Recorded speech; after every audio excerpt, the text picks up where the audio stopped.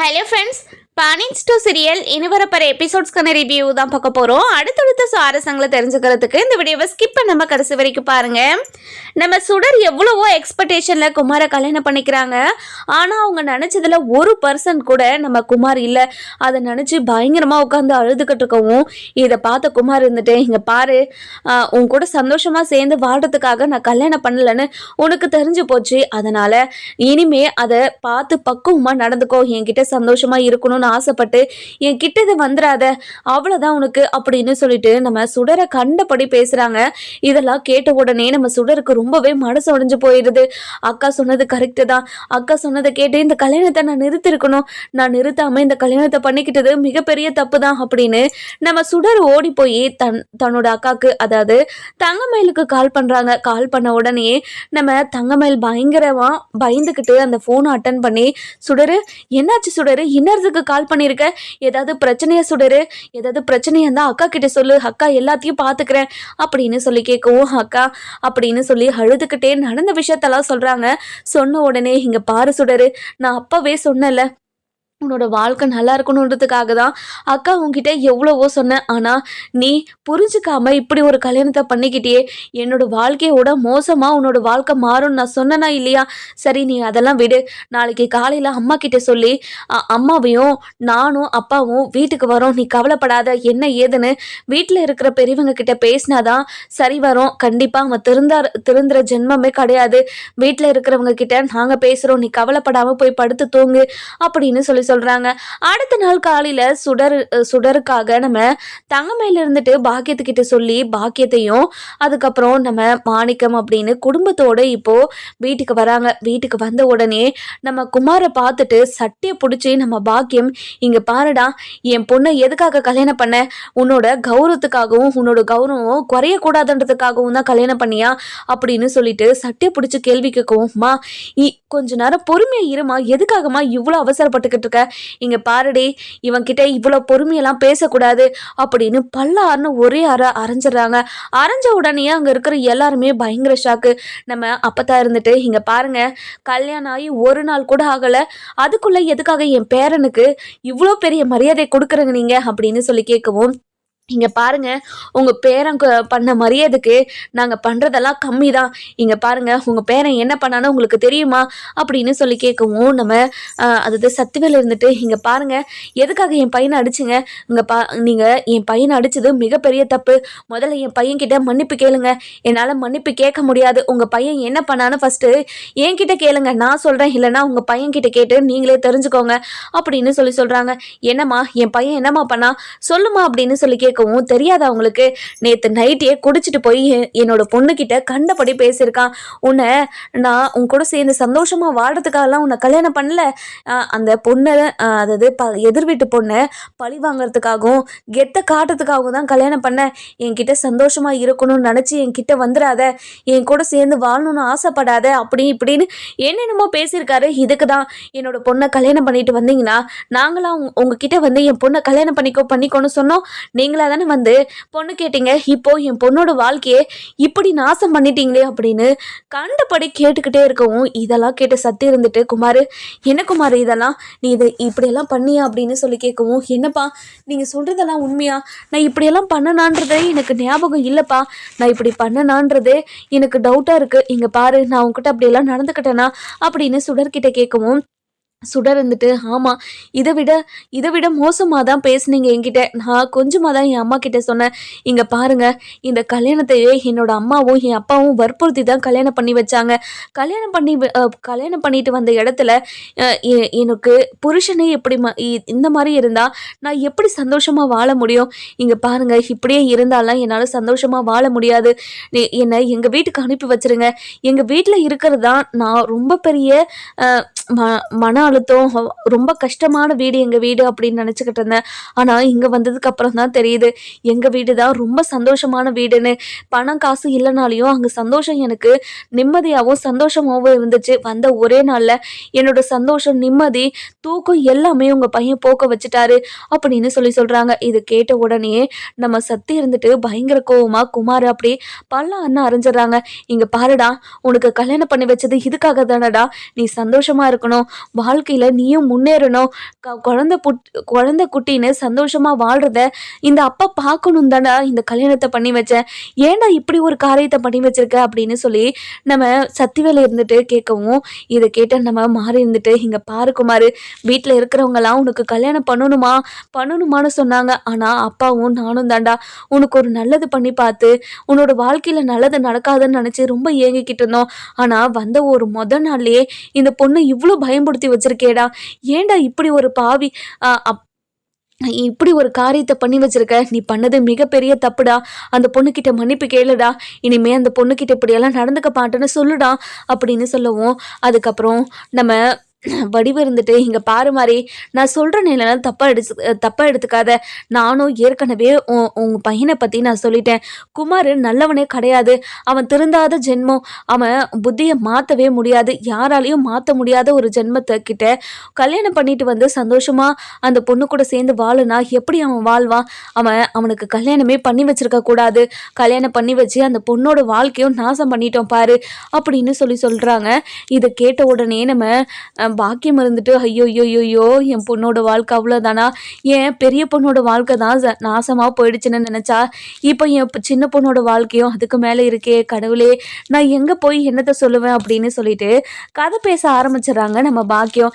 இதெல்லாம் கேட்டு நம்ம முத்து இருந்துட்டு, என்ன சத்தி இதெல்லாம், என்ன இது, நான் ஆரம்பத்துல இருந்தே சொன்னேன் இதெல்லாம் நடக்கணும் தெரிஞ்சுதான் இந்த சம்மந்தமும் வேணாம், கொஞ்சம் பொறுமையாரு, இவன் திருந்துட்டோன்னு சொன்னா இல்லையா, இப்போ பாரு கல்யாணம் ஆன நாள் நைட்டே குடிச்சிட்டு போய் அந்த பொண்ணு ரூம்ல இப்படியெல்லாம் இருந்தா அந்த பொண்ணு என்ன நினைக்கும், அந்த குடும்பத்தில் இருக்கிறவங்க என்ன பேசுவாங்க, அவங்க பேசுறதெல்லாம் சரிதானே, அவங்க ஏன் பேசுறாங்க, எதுக்கு பேசுறாங்கன்னு நீ புரிஞ்சுக்காம இப்படி பண்ணிக்கிட்டு இருக்கே சத்தி, இங்க பாரு சத்தி, இனிமேலும் உன் பையன் ஒழுங்கா இல்லைனா இந்த வீட்டில் அவனுக்கு இடம் இல்லை, அவனை தனியா போய் வாழ்ந்துக்க சொல்லு அப்படின்னு சொல்றாங்க. அண்ணா என்னென்ன சொல்றீங்க நீங்க சொல்றது ரொம்ப பெரிய வார்த்தைண்ணே, இப்படியெல்லாம் சொல்லிடாதீங்கண்ணே, என்ன சத்தி சொல்ற நீ என்ன சொல்ற உனக்காகவும் உன் பையனுக்காகவும் நிறைய விஷயத்த நான் பொறுத்து போயிட்டேன், இனிமேலும் எந்த விஷயத்துலையும் பொறுத்து போகணுன்ற அவசியம் எனக்கு இல்லை சத்தி, நான் பொறுமையை இழந்துட்டேன், இனிமே பொறுமையெல்லாம் உங்ககிட்ட நான் பேச முடியாது சத்தி அப்படின்னு சொல்லிடுறாங்க.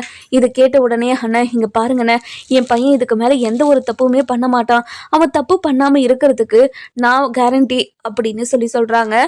அதுக்கப்புறம் என்ன ரொம்பவே சந்தோஷமாக நம்ம ரொம்ப பொறுமையாக நம்ம குமார்கிட்ட போயிட்டு, இங்கே பாருடா குமார், ஏன்டா இப்படி பண்ணி வச்ச, அப்பா உனக்காக தாண்டா இவ்வளோ கஷ்டப்பட்டு ஒரு கல்யாணத்தை பண்ணி வச்சேன், அந்த கல்யாணத்தில் நீ சந்தோஷமாக இருப்பேன்னு நினச்சி தாண்டா பண்ணேன், ஆனால் பழிவாங்கிற எண்ணத்தோடு தான் நீ கல்யாணம் பண்ணிக்கணும்னு நினச்சா, நீ நினச்சிருக்கன்னு எனக்கு தெரிஞ்சிருந்தா கண்டிப்பாக இப்படி ஒரு கல்யாணத்தை பண்ணி வச்சிருக்க மாட்டேன், நான் அண்ணன்கிட்ட வாக்கு கொடுத்துருக்கேன், நீ இனிமேல் எந்த தப்புமே பண்ண மாட்டேன் அப்படின்னு வாக்கு கொடுத்துருக்க, நீ எந்த தப்புமே பண்ணக்கூடாது அப்பா, ஏதோ கோவத்துலையும் ஆவேசத்துலையும் அப்படி பண்ணிட்டேன்ப்பா, இனிமே அப்படியெல்லாம் பண்ண மாட்டேன்ப்பா, கண்டிப்பாக இவங்க கூட சேர்ந்து சந்தோஷமாக வாழ்வேன் அப்படின்னு சொல்கிறாங்க. இதை கேட்டு நம்ம அப்பத்தாவும், இங்கே பாருடா, வார்த்தையான சொன்னால் பத்தாது, இங்கே பாரு பொண்ணை பெற்றவங்க வந்து எவ்வளோ மன வேதனையோடு பேசிக்கிட்டு இருக்காங்கன்னு, யாரா இருந்தால் என்னடா, கண்டிப்பாக இப்படி தாண்டா வருத்தப்படுவாங்க, நீ பண்ணி வச்ச காரியத்துக்கு உனக்கு பொண்ணு கொடுத்ததே பெரிய விஷயம், ஆனால் இப்படியெல்லாம் அந்த பொண்ணுக்கிட்ட பேசி வச்சிருக்க,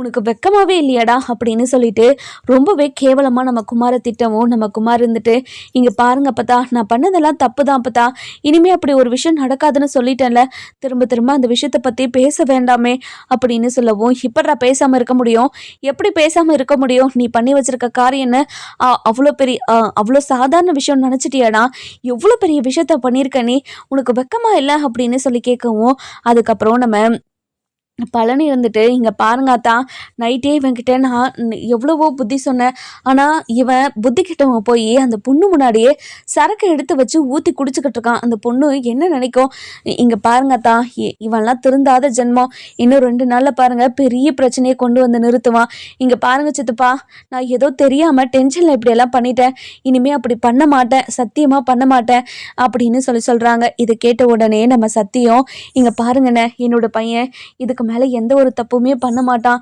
அப்படின்னு சொல்லிடுறாங்க. என்னமோ சொல்கிற, இனிமே எந்த பிரச்சனையும் நடக்காமல் இருந்தால் நல்லது தான் அப்படின்னு அவங்க பாட்டுக்கு மேலே போயிடுறாங்க. இந்த பக்கம் நம்ம பாக்கியத்துக்கிட்ட போயிட்டு, இங்கே பாருங்கள் சம்மந்தி, இனிமே உங்கள் பொண்ணு சந்தோஷமாக வாழ்வா, சந்தோஷமாக வாடுத உங்கள் கண்ணால் நீங்கள் பார்க்க போகிறீங்க. நீங்கள் கவலைப்படாதீங்க. ஏதோ மன வருத்தத்தில் என் பையன் இப்படியெல்லாம் பேசிட்டான், இனிமே அவன் அப்படி பேசாமல் நான் பார்த்துக்கிறேன், நீ கவலையே படாதம்மா அப்படின்னு சொல்லவும், இங்கே பாருங்கய்யா, உங்கள் வார்த்தையை நம்பி தான் இந்த தடவை போகிறேன். ஆனால் அடுத்த தடவை கண்டிப்பாக ஏதாவது உங்கள் பையன் தப்பு பண்ணா அப்படின்னு தெரிஞ்சது, இல்லை என் பொண்ணை கஷ்டப்படுத்தினாங்கன்னு தெரிஞ்சது, கண்டிப்பாக இந்த வீட்டில் இருக்கிற யாரையும் நான் சும்மாவே விட மாட்டேன், கொஞ்சம் பட்டில் யாருமே நான் சும்மா விட மாட்டேன் அப்படின்னு சொல்கிறாங்க. இங்கே பாருங்கம்மா, அந்த அளவுக்கெல்லாம் நாங்கள் வச்சுக்க மாட்டோம். உங்கள் பொண்ணு, அதாவது உங்கள் பொண்ணுன்னு சொல்கிறீங்களே, இனிமேல் அது அந்த பொண்ணு எங்கள் வீட்டு பொண்ணை எப்படி பார்த்துக்கணும் ஏது பார்த்துக்கணும்னு எங்களுக்கு தெரியும், நீங்கள் கவலைப்படாமல் போங்க அப்படின்னு சொல்கிறாங்க. நம்ம தங்கமயில இருந்துட்டு, இங்கே பாருங்க, இந்த கல்யாணமே நடந்திருக்க கூடாது, ஏதோ முறையை மாற்றி கல்யாணம் பண்ணி வச்சுட்டீங்க. கல்யாணம் பண்ணதுக்கு அப்புறமும் என் தங்கச்சியை நீங்கள் சந்தோஷமாக வச்சு பார்த்துப்பீங்கன்னு தான் நினச்சேன். ஆனால் நீங்கள் இப்படி என் தங்கச்சியை கொடுமைப்படுத்துறீங்களே, கல்யாணம் ஆகி ஒரு நாள் கூட ஆகாமல் அவன் மனசில் இவ்வளோ பெரிய பாரத்தையும் கஷ்டத்தையும் சுமக்க வச்சுட்டீங்களே, இப்போது அந்த பாரத்தையும் அவளால் எப்படி குறைக்க முடியும்? இன்னும் அதிகமாயிட்டே தான் இருக்கும். அவனை பார்க்க பயம் அதிகமாயிட்டே தானே இருக்கும். அதெல்லாம் நடக்காம பார்த்து சூதானமா நடந்துக்க சொல்லுங்க அப்படின்னு சொல்லி நம்ம தங்கமயில் சொல்லவும், இங்க பாருமா, நீ கவலையே படாதமா, நீ கண்டிப்பா நீ நினைக்கிற மாதிரி எதுவுமே நடக்காது, 2 பேருமே சந்தோஷமாக வாழ்வாங்க, நீ வீட்டுக்கு போயிட்டு வாமா அப்படின்னு அனுப்பி வச்சுறாங்க. நம்ம தங்கமயிலும் பாக்கியமும் சரிங்கம்மா வாங்க போகலாம் அப்படின்னு சொல்லுவோம். சரிடி நீ போ வரேன் அப்படின்னு சொல்லிட்டு நம்ம தங்கமயில் முன்னாடி போகிறாங்க.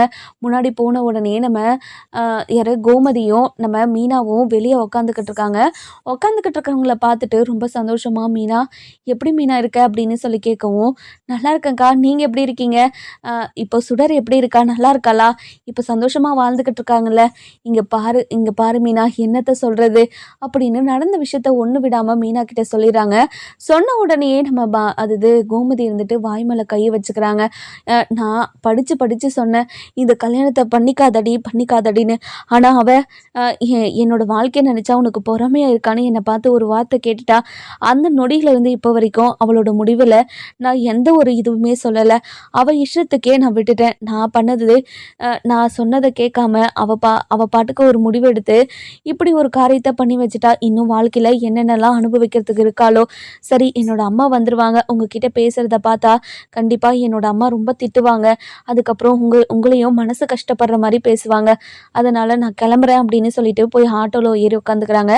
நம்ம பாக்கியமும் கிளம்பிடுறாங்க. அதுக்கப்புறம் என்ன, நம்ம கோமதி இருந்துட்டு, என்ன மீனா சொல்லிக்கிட்டு இருக்கா இவ, அந்த குமார் பையன் இப்படிலாம் பண்ணானா, இப்படி ஒரு பொறுக்கிக்கு இப்போ இவங்க இந்த குடும்பத்திலேருந்து பொண்ணு கொடுத்துருக்காங்களே, ஆனால் 2 குடும்பத்துக்கும் சரியாக தாண்டி இருக்குது அப்படின்னு சொல்லிக்கிட்டு இருக்காங்க. அத்தை இங்கே பாருங்க அத்தை, யார் தப்பு பண்ணாலும் தண்டனையை கண்டிப்பாக அனுபவிப்பாங்க, நீங்கள் கவலையே படாதீங்க அத்தை, நீங்கள் எதுக்கு கவலைப்படுறீங்க, நீங்கள் கவலைப்பட்டு உங்கள் உடம்ப நீங்கள் நாசம் பண்ணிக்க போகிறீங்க, நீங்கள் கொஞ்ச நேரம் சைலண்ட்டாக இருங்க அத்தை அப்படின்னு சொல்கிறாங்க. அந்த நேரம் பார்த்து நம்ம குமார், நம்ம கதிர் வராரு. கதிர் ரொம்ப பதட்டமாக ஜோபியில், அதாவது ப்ரெக்னென்சி கிட்ட வச்சுருக்காரு இல்லையா, அதை வச்சுக்கிட்டு அப்படியே பதட்டமாக நடந்து வந்துக்கிட்டு இருக்கிறத பார்த்துட்டு நம்ம கோமதி இருந்துட்டு, என்னடா ஆச்சு கதிர் அப்படின்னு சொல்லி கேட்கவும், என்னம்மா ஒன்றும் இல்லைம்மா அப்படின்னு சொல்லி பதட்டமாக பேசுகிறாரு. இதெல்லாம் கேட்டு நம்ம கோமதி இருந்துட்டு, என்னடா உன்னோட நடவடிக்கையே சரியில்லை, என்னாச்சு, ஏதாவது பிரச்சனையாடா, இல்லை ஏதாவது எங்களுக்கு தெரியாமல் பண்ணிட்டு வந்துட்டியா அப்படின்னு சொல்லவும்மா, அப்படியெல்லாம் ஒன்றும் இல்லைம்மா, நான் போகிறேம்மா அப்படின்னு சொல்லிட்டு உள்ளே போயிடுறாங்க.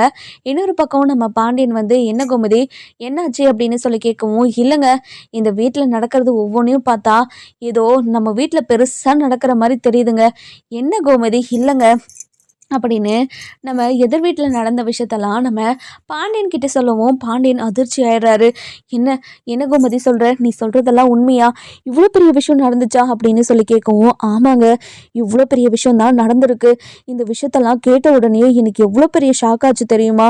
அதுவும் அதுவும் அந்த பொண்ணு பொண்ணு முன்னாடியே சரக்கை வச்சு ஊற்றி குடிச்சுக்கிட்டு இருந்தானா. அந்த பொண்ணு ரொம்ப அலறி போய் அன்னாரத்துக்கு என் தங்கமேலுக்கு கால் பண்ணி அழுதுகிட்டே சொல்லியிருக்கு, நான் உன் பேச்சை கேட்டுக்கணும், நான் உன் பேச்சை கேட்டுக்கணும்க்கா, இல்லைனா நான் இப்படியே அனுபவிச்சிருப்பேனா அப்படி இப்படின்னு என்னென்னமோ சொல்லிச்சான் அப்படின்னு சொல்லிக்கிட்டு இருக்காங்க. இதை கேட்டு நம்ம பாண்டியனும், இங்கே பாரு கோமதி, அடுத்தவங்க கதை நமக்கு எதுக்காக இவ்வளோ நேரம் இழுத்து பேசிக்கிட்டு இருக்க, நான் யார் எப்படி போனால் என்ன, அவங்கவுங்க பண்ணதுக்கு அவங்க அனுபவிச்சுக்கிறாங்க, அதனால் அதெல்லாம் விட்டுட்டு உன்னோட வேலையை மட்டும் பாரு சரியா.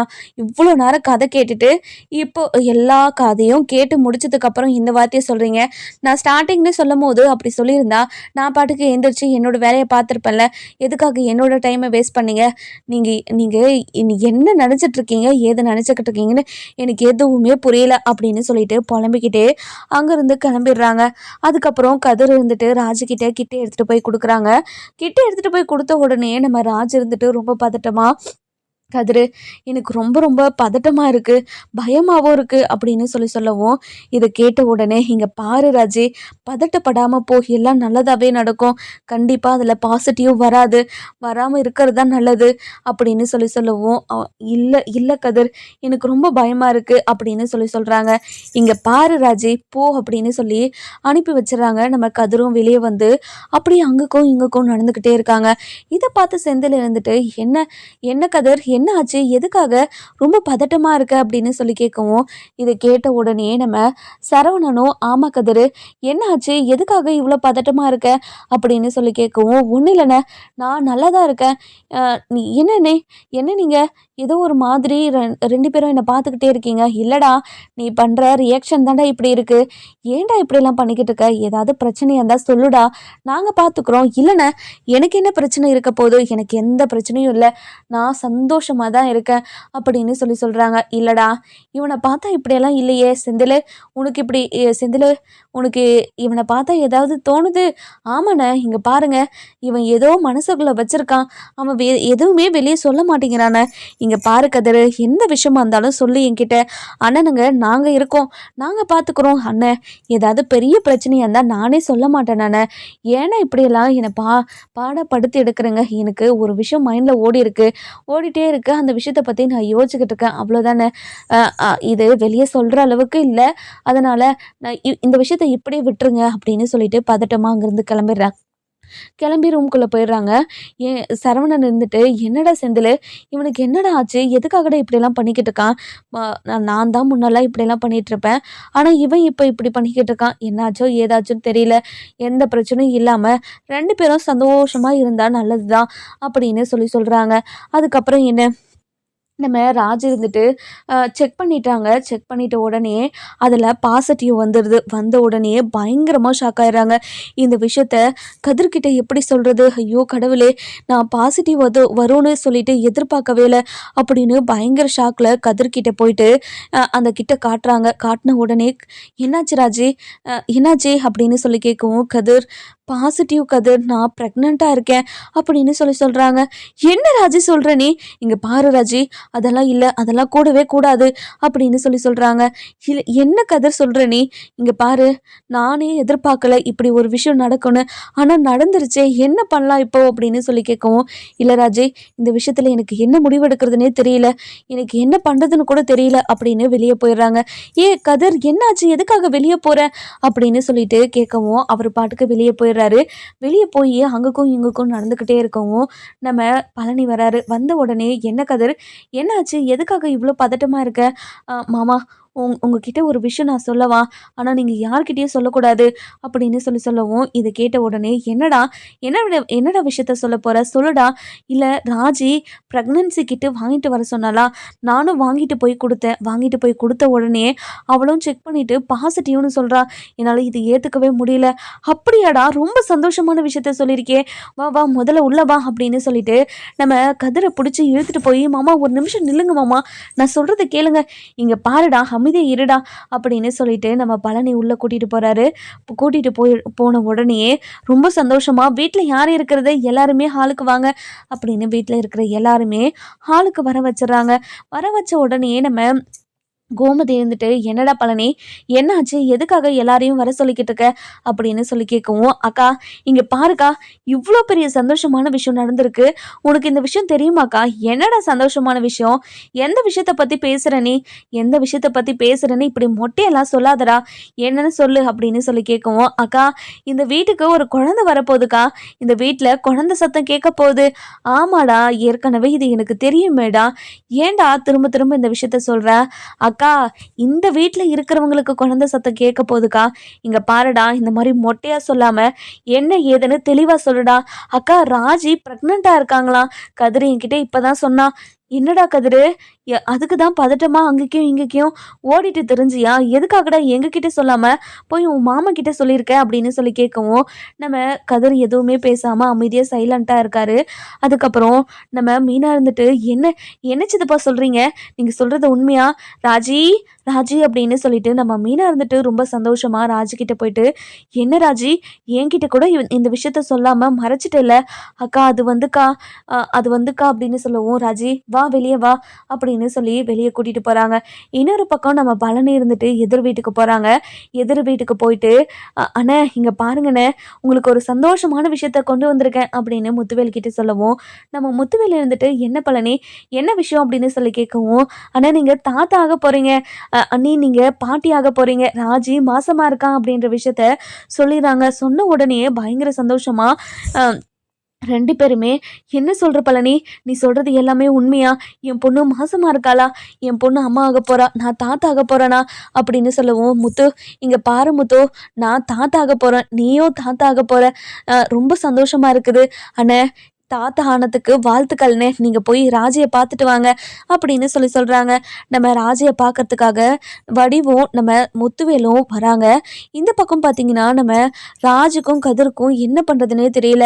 ராஜுக்கு எவ்வளவோ கனவு இருக்குது, இப்போ தான் ஒரு ப்ரிலிமினரி எக்ஸாமே எழுதியிருக்காங்க, இன்னும் மெயின் எக்ஸாம் இருக்குது, இன்னும் ப்ராக்டிஸ் இருக்குது, எவ்வளவோ இருக்குது. இதெல்லாம் வச்சுக்கிட்டு ப்ரெக்னெண்ட்டாக இருந்தால் இந்த சமயத்தில் எதுவுமே பண்ண முடியாது அப்படின்னு நினச்சி ரெண்டு பேருமே ரொம்ப வருத்தத்தில் இருக்காங்க. இதெல்லாம் கேட்டுக்கிட்டு இருந்தேன், அதாவது இங்க நடக்கிறதெல்லாம் பார்த்துக்கிட்டு இருந்தேன். நம்ம ராஜுக்கும் சரி கதிர்க்கும் சரி ரொம்ப பேதரு அதிர்ச்சியில் இருக்காங்க.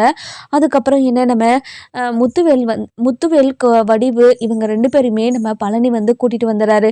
வந்த உடனே ராஜி ராஜி அப்படின்னு சொல்லிட்டு ரெண்டு பேருமே கத்திக்கிட்டு வருவோம். அதுக்கப்புறம் அப்பா வாங்கப்பா அப்படின்னு சொல்லி கூப்பிட்றாங்க.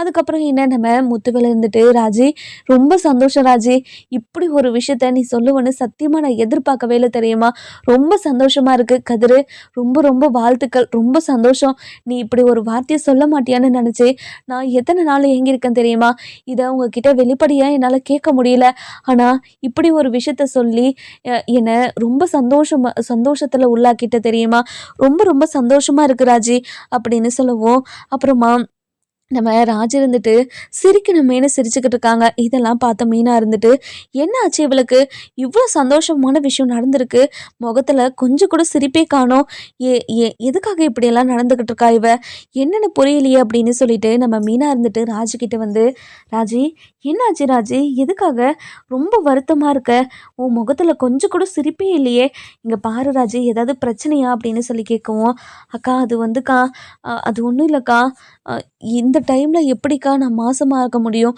அப்படின்னு சொல்லவும், என்ன ராஜி பேசுகிற, எப்படி மாசமாக முடியும்னா எப்படின்னு உனக்கு தெரியாதா அப்படின்னு சொல்லி கேட்கவும், நம்ம கோமதி அந்த நேரம் பார்த்து வராங்க. வந்த உடனே, ராஜி எனக்கு எவ்வளோ சந்தோஷமாக இருக்குது தெரியுமா, என்னை பாட்டி ஆக்கிட்ட, இந்த வீட்டில் ஒரு குழந்தை சத்தம் கேட்காதான்னு நினச்சி நானும் உன்னோட மாமாவும் ஏங்காத நாளே கிடையாது, ஆனால் அதுக்கு எல்லாத்துக்கும் ஒரு முற்றுப்புள்ளி வைக்கிற மாதிரி இவ்வளோ பெரிய சந்தோஷமான விஷயத்த சொல்லியிருக்கே ராஜி, ரொம்ப ரொம்ப சந்தோஷம்தான். நீ இப்படி ஒரு விஷயத்த சொல்லுவேன்னு நான் எதிர்பார்க்கவே இல்லை தெரியுமா?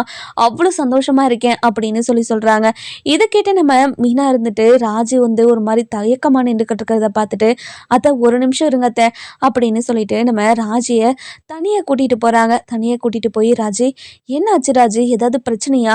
உன்னோட முகத்தில் கொஞ்சம் கூட சந்தோஷமோ கலையோ இல்லை, என்னாச்சு? இவ்வளோ பெரிய விஷயம் நடந்திருக்கு, எதுக்காக சந்தோஷமா இல்லாமல் இப்படி வருத்தமாக இருக்க? இல்லைக்கா இப்போதான்க்கா நான் ப்ரிலிமினரி எக்ஸாம் எழுதியிருக்கேன். அப்படி இருக்கும்போது இப்போது இந்த விஷயம் வந்து எனக்கு குழந்தை தேவையான இருக்குதுக்கா. அது மட்டும் இல்லாமல் நான் இன்னும் எவ்வளோ சாதிக்க வேண்டியதெல்லாம் இருக்குது. இங்கே பாரு ராஜி, என்ன ராஜி பேசிக்கிட்டு இருக்க? இப்படி ஒரு வரம் யாருக்குமே கிடைக்காத ஒரு வரம் உனக்கு கிடைச்சிருக்கு. குழந்தைன்றது அவ்வளோ சீக்கிரமாக யாருக்கும் கிடைக்காது. எதுக்காக இப்படி ஒரு விஷயத்த நீ சந்தோஷமாக கொண்டாடாமல் இப்படி வருத்தப்பட்டுக்கிட்டு இருக்க? நம்ம சாதிக்கிறது எப்போ வேணாலும் சாதிக்கலாம். ஆனால் குழந்தை பெற்றுக்கிறது எப்பயாவது ஒரு முறை தானே பெற்றுக்க முடியும் அப்படின்னு சொல்லவும், இல்லைக்கா என்னால் இதை ஏற்றுக்க முடியலக்கா, என்னால் என்ன பண்ணுறது ஏது பண்ணுறதுன்னு கூட தெரியல அப்படின்னு சொல்லவும், நம்ம கதிர் வந்து, இங்கே பாரு ராஜி, நீ எதுவும் பண்ண தேவையில்ல, வா இந்த குழந்தைய நம்ம அபார்ட் பண்ணிட்டு வந்துடலாம் அப்படின்னு சொல்லவும், இதை கேட்ட உடனே மீனாக்கு ஷாக் ஆயிடுது. மீனா இந்த விஷயத்த வீட்டில் சொல்லுவாங்களா மாட்டாங்களான்னு சொல்லிட்டு நம்ம வர எபிசோடில் பார்க்கலாம். இந்த வீடியோ உங்களுக்கு பிடிச்சிருந்தா லைக் பண்ணுங்கள், சப்ஸ்கிரைப் பண்ணுங்கள், மறக்க